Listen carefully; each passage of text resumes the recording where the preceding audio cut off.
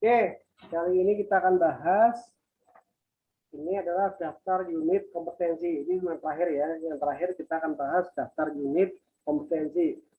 Dari umum, baik itu level operator maupun level ahli, sampai ke migas dari level operator sampai ke level pengawas.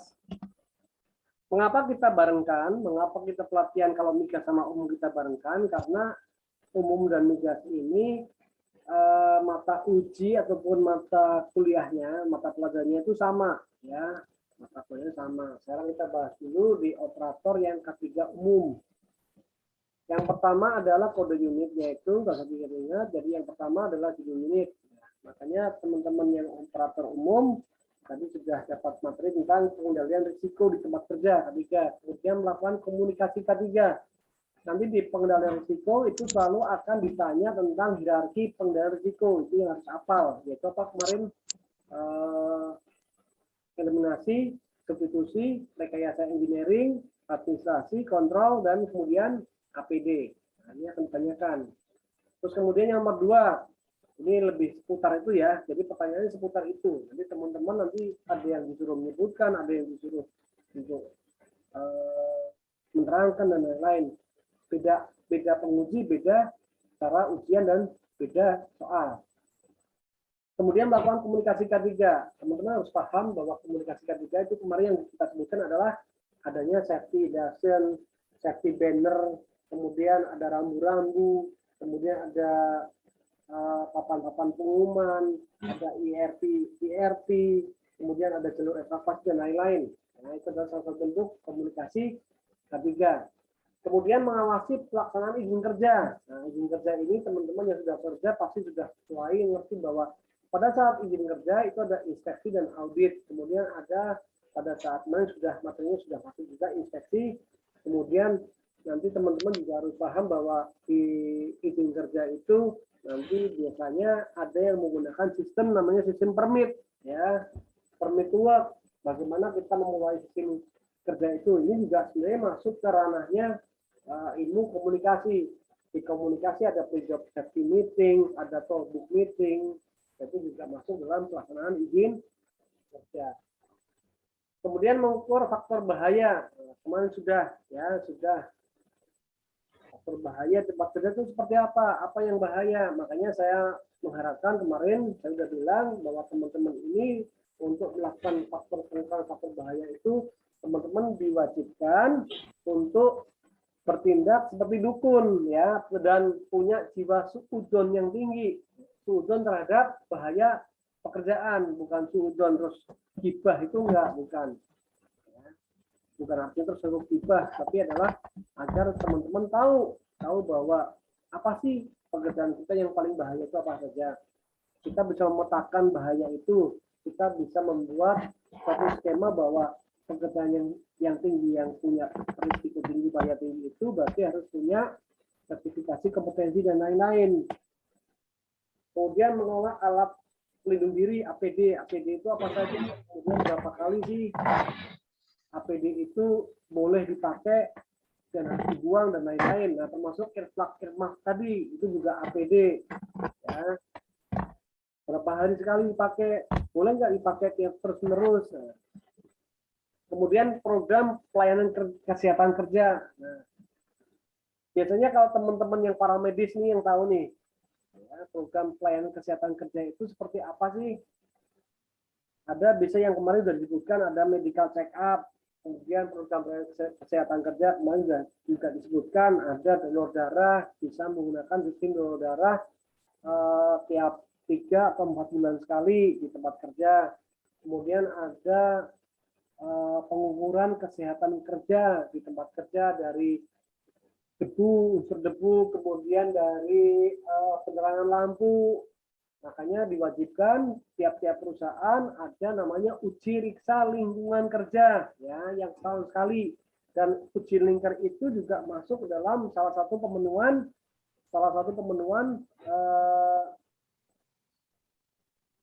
apa ini namanya, pemenuhan baik itu TSMS. Nanti kalau ISO juga harus ada pemenuhan itu, SNK 3 lebih-lebih, ya. Karena SMK 3 juga nanti ada pemenuhan 64 kriteria, kemudian 122 kriteria dan 166 kriteria, di mana di situ juga ada salah satunya adalah pengujian terkait lingkungan kerja dan alat-alat yang terkait dengan K3. Kemudian menerapkan manajemen risiko. Nah, manajemen risiko ini diterapkan dengan adanya HSE Plan. Ya, HSE Plan ini yang lagi digarap di Trakom sama HSE juga, HSE Plan juga. Oke, ini yang operator K3 ya. Jadi pertanyaannya tidak akan melenceng dari 7 unit kompetensinya. Nah, ini tergantung dari teman-teman yang ambil operator K3 umum. Bisa juga pengujian akan menanyakan satu daftar unit, ini bisa juga 3 pertanyaan atau 5 pertanyaan, tergantung dari masing-masing penguji. Nah, sekarang yang ahli K3 umum. Ini daftar unit kompetensinya lebih banyak ya.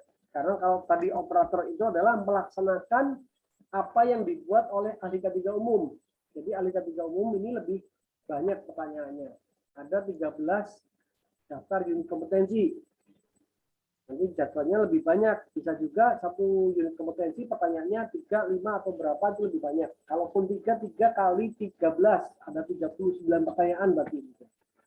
Yang pertama sama nih, merancang risiko ketiga. Nah, ini merancang sistem tanggap darurat. Nah, kemarin tim tanggap darurat itu ada emergency response team dan ada emergency response plan. Nanti kalau teman-teman masih kurang pelajaran kita materi ini, nanti masih bisa lihat di YouTube, masih ada semua di situ. Nah, kemudian mengawasi izin kerja sama, ada permit dan lain-lain. Faktor bahaya, nah sama. Jadi kalau teman-teman lihat di materinya K3 sama materinya yang ahli sama operator itu sama, ya sama. Cuman bedanya kalau yang di ahli ini lebih ke arah bagaimana memanajerial kegiatan-kegiatan K3. Nah, makanya pertanyaannya nanti akan lebih ke arah manajerial. Bagaimana membuat, dan di sini pertanyaannya lebih ke arah mengelola, ya, mengelola dan menerapkan dan mengevaluasi. Jadi lebih ke arah manajerial yang harus dipenuhi oleh teman-teman yang ambil skema ahli K3. Ini lanjut ke operator K3 migas. Nah, ini juga sama. Ya, nanti bedanya kalau di operator K3 migas itu semua daftar unit kompetensinya semuanya sama, cuma yang membedakan adalah alat SCBA. Nah, alat SCBA karena kita nggak punya, ya kita nggak punya alatnya, adanya alat selam. Nanti teman-teman sudah bisa lihat di YouTube juga, di situ belajar, di situ ada semua. Ya, di situ ada semua tentang bagaimana penggunaan SCBA. Karena nanti di pertanyaan-pertanyaannya itu lebih ke arah bagaimana untuk menerangkan bagaimana cara penggunaan SCBA. Apa sih SCBA itu? Kemudian apa alat-alat bagian-bagian yang terdapat di SCBA atau self contained breathing apparatus atau alat bantu pernapasan. Dan operasi alat uji gas detektor, kemudian alat sound level meter. Ya, dan P3K. Jadi akan sama semua ya materinya, antara yang umum dengan migas akan sama. Nah, ini yang pengawas juga sama. Kalau di pengawas itu sebenarnya juga sama juga. Pengawas K3 migas nanti ujiannya akan sama dengan yang ahli K3 umum. Karena lebih banyak akan ditanya adalah manajerial dan administrasinya. Oke. Ini ya, teman-teman, itu nanti ini kita bagi juga, biar teman-teman konsentrasi pada saat ujian lebih ke arah daftar unit kompetensi sesuai dengan kemasan dan sesuai apa yang diambil oleh teman-teman semua dari pengawas migas, operator K3 migas, ahli K3 umum ataupun K3 umum level operator. Oke, saya kira itu aja. Sebelumnya ada yang mau nanya? Silakan.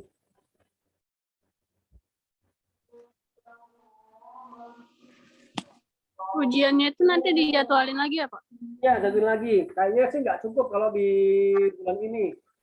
Ya, kayaknya nggak cukup karena ini sudah mepet banget dengan libur dan minggu depan kayaknya udah libur. Sedangkan untuk berkas juga ada berkas teman-teman. Nah ini saya ingatkan lagi, teman-teman juga ada yang belum ngumpulin berkas ya.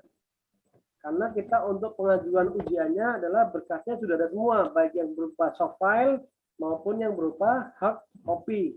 Karena hard copy ini akan kita kirim ke Jakarta, ke BNST, untuk dicek ulang dulu. Jadi kayaknya nggak cukup kalau kita dalam bulan ini melaksanakan ujian. Apalagi ujiannya bulan ini itu minggu depan sudah tanggal 27, 28 sudah cuti bersama. Ya. Tanggal 27, 28 sudah cuti bersama, jadi nggak cukup. Ini tanggal 24, 4 hari lagi sudah cuti bersama, jadi nggak cukup. Apalagi berkasnya ada yang belum dikirim, karena pengiriman berkas harus bareng. Ya, harus bareng. Satu skema, katakanlah migas harus kita kirim dalam satu bundle, operator ketika migas kita kirim, yang pengawas kita bendel, kita kirim, jadi seperti itu. Makanya kita minta teman-teman untuk segera yang belum mengirimkan agar secepatnya mengirimkan berkas-berkas baik yang berupa soft file. Soft file itu sudah diatur untuk mengirimkan lewat email ya, lewat email. Kemudian kalau yang hard copy mohon dikirimkan lewat hard copy, dikirimkan via pos ya, via pos atau JNT atau JNE terserah. Segera saja untuk dikirimkan. Begitu teman-teman, ada pertanyaan lain lagi?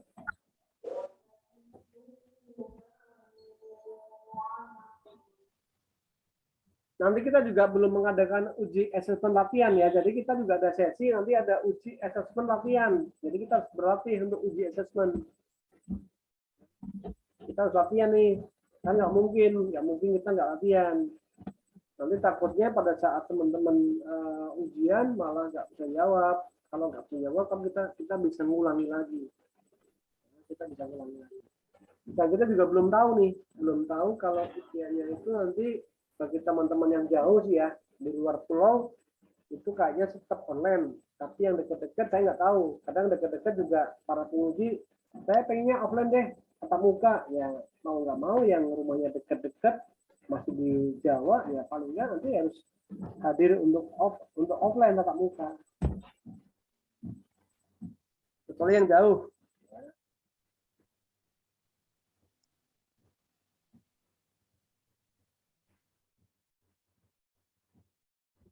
Tapi kalau misalkan ujiannya bagi yang rumahnya dekat untuk yang tatap muka, ini nggak usah khawatir karena untuk tempat tinggal nanti kita sediain ya, tempat tinggal, tempat untuk nginep kita sediakan. Jadi sudah kita sediakan.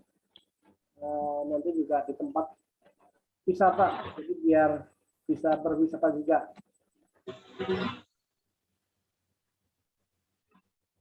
Nanti kalau yang rumahnya jauh, nanti silakan wisatanya melihat teman-temannya lagi wisata secara virtual di YouTube. Oke, ada pertanyaan lain? Tapi kalau yang masih lajang, kecuali Mbak Puri ya.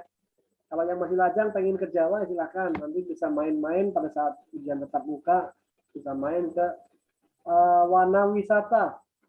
Wana Wisata di kaki Gunung Slamet. Wah, sejuk, dingin, banyak pemandangan indah di Batu Raden, Purwokerto. Banyak wisata alam, juga banyak wisata malam. Jadi malam hari pun wah ramainya tak ampun ya. Asik banget. Pak, itu nanti dapat modul kita nggak, Pak? Ya. Dapat modul nggak, Pak? Ya, kalau yang online nggak dapat. Apalagi ini kan dapat subsidi ya. Jadi ini kan nilai subsidi, bukan nilai. Jadi yang dibayarkan ini adalah nilai tatap muka. Ya, nilai ini kan training kali ini adalah training yang dapat subsidi. Jadi tidak dapat modul. Modulnya nanti silakan di print sendiri, dicetak sendiri, ataupun bisa disimpan di file sendiri. Kecuali yang sistem tatap muka, kemudian dapat. Kalau tatap muka gini Mbak, kalau tatap muka nilainya adalah tetap ya. Nilainya antara 3 juta sampai 4 juta pembayaran. Kemudian di situ kalau yang sistem tatap muka, ujian pelatihan tatap muka, nanti dapat tempat penginapan selama 2 hari 2 malam. Kemudian dapat modul, dapat kaos, ya, dapat souvenir. Tapi kalau yang nilainya nilai seperti ini, karena ini adalah nilai subsidi, maka tidak dapat apa-apa gitu. Nggak dapat kaos juga. Gitu, Mbak. Dulu. Oke.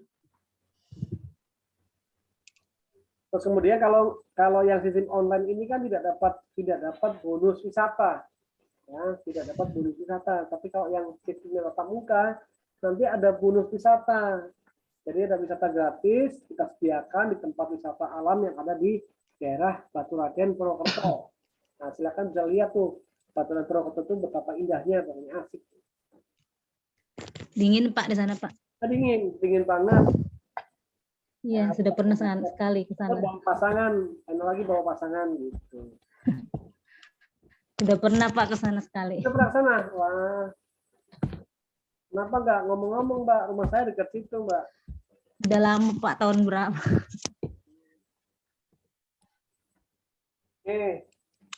Begitu.